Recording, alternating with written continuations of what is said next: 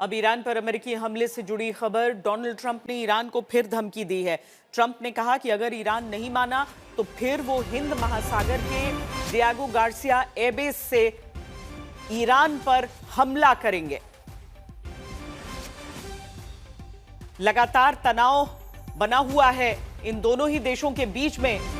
Donald Trump की तरफ से रुक रुक कर बयान आते हैं। एक तरह से समझिए तो दोनों देशों के बीच बातचीत भी एक तरफ होती है, लेकिन इसके साथ ही धमकियों का सिलसिला डोनाल्ड ट्रंप की तरफ से थमता नहीं। और ट्रंप ने इस बार खुलकर यह कह दिया है कि ईरान माना नहीं तो हमला करेंगे। ईरान तैयारियों में जुटा हुआ है।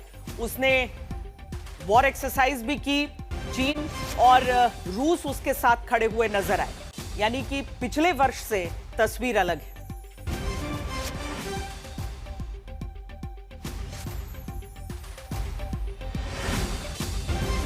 ईरान को लेकर डोनाल्ड ट्रंप भले ही धमकी दे रहे हो, लेकिन हमला करने का फैसला वो कर नहीं पा रहे। अलग अलग एजेंसियों का दावा है कि अमेरिकी सेना तैयार है, लेकिन ट्रंप अभी फैसला नहीं ले पाए हैं। सवाल यह है कि ट्रंप की तरफ से देरी क्यों हो रही है। 3 जनवरी को दुनिया वेनेजुएला में अमेरिकी कार्रवाई से हैरान रह गई।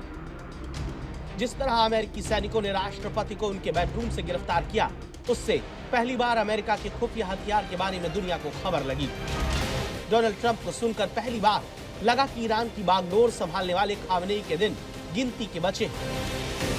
लेकिन इतने दिन बीत जाने के बाद युद्धपोत तैनात करने के बावजूद डोनाल्ड ट्रंप लड़ाई का ऑर्डर देने को तैयार नहीं लगते। सवाल है क्यों? CNN की रिपोर्ट के मुताबिक इस हफ्ते अमेरिका ईरान पर हमला कर सकता है। राष्ट्रपति डोनाल्ड ट्रंप से इसे अंतिम मंजूरी मिलना बाकी है। अमेरिकी न्यूज एजेंसी एक्सियोस की रिपोर्ट कहती है कि अगर अमेरिका सैन्य कार्रवाई करता है तो ये कई हफ्तों तक चलने वाला बड़ा ऑपरेशन होगा।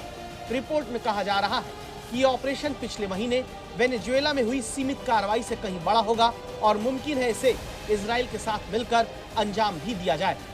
लेकिन इससे भी बड़ी खबर CBS न्यूज ने दी, जिसके मुताबिक अमेरिकी राष्ट्रपति डोनाल्ड ट्रंप ने ईरान पर हमले की टाइमलाइन पर सेना के अफसरों के साथ चर्चा की।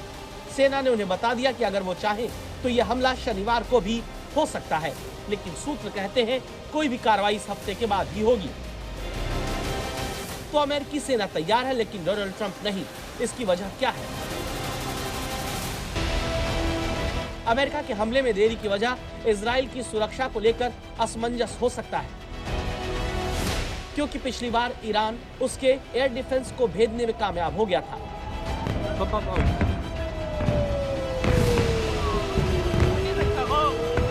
इस बार चीन की तरफ से भी ईरान को हाइपरसोनिक मिसाइल के लिए जरूरी केमिकल देने की बातें सामने आई है, जिसने ईरान की मिसाइल शक्ति में इजाफा किया है। ईरान की मिसाइल पावर ही है जिसका पक्का जवाब ढूंढे बगैर अमेरिका जंग में नहीं कूदना चाहता, क्योंकि जंग की सूरत में इजराइल के साथ अमेरिका और पूरे पश्चिम एशिया में फैले अपने सैन्य अड्डों को सुरक्षित करने की जिम्मेदारी होगी। अमेरिका के तुर्की, इराक, जॉर्डन, कुवैत, सऊदी अरब और ओमान में सैन्य अड्डे हैं, जो अमेरिका को ईरान की घेराबंदी करने की ताकत देता है। लेकिन अब यही ट्रंप की तरफ से देरी की वजह है, क्योंकि माना जा रहा है कि अब तक इनकी सुरक्षा पुख्ता नहीं हुई।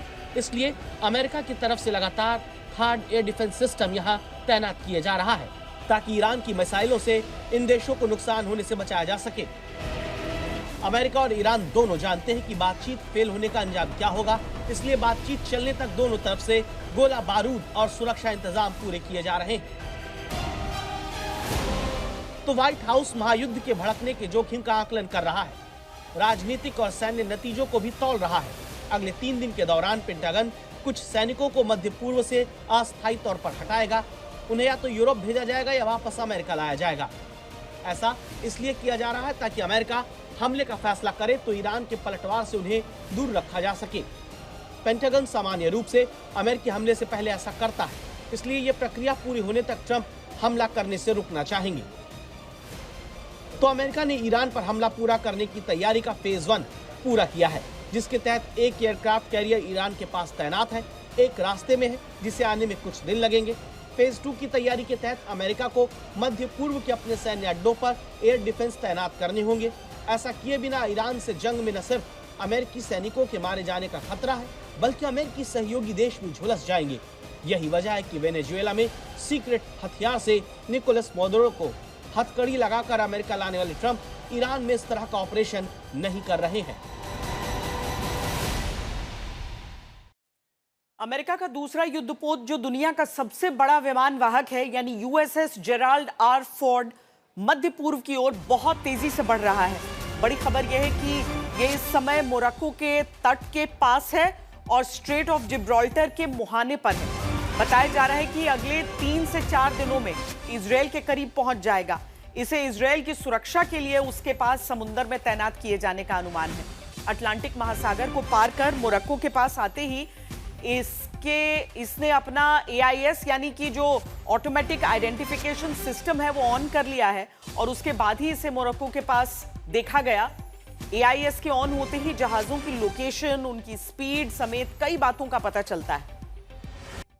और अब आपको बड़ी स्क्रीन पर हम दिखाते हैं इस वक्त ईरान की घेराबंदी के लिए कैसे 2 विमान वाहक समुद्र में शिकंजा कसते दिख रहे हैं। आपको दिखाते हैं USS जेराल्ड फोर्ड की लोकेशन जो मोरक्को के पास दिख रहा है। स्ट्रेट ऑफ जिब्राल्टर के मुहाने से होता हुआ ये इजराइल के करीब पहुंचेगा। दूसरा विमान वाहक USS एब्राहम लिंकन इस समय अरब सागर में तैनात है।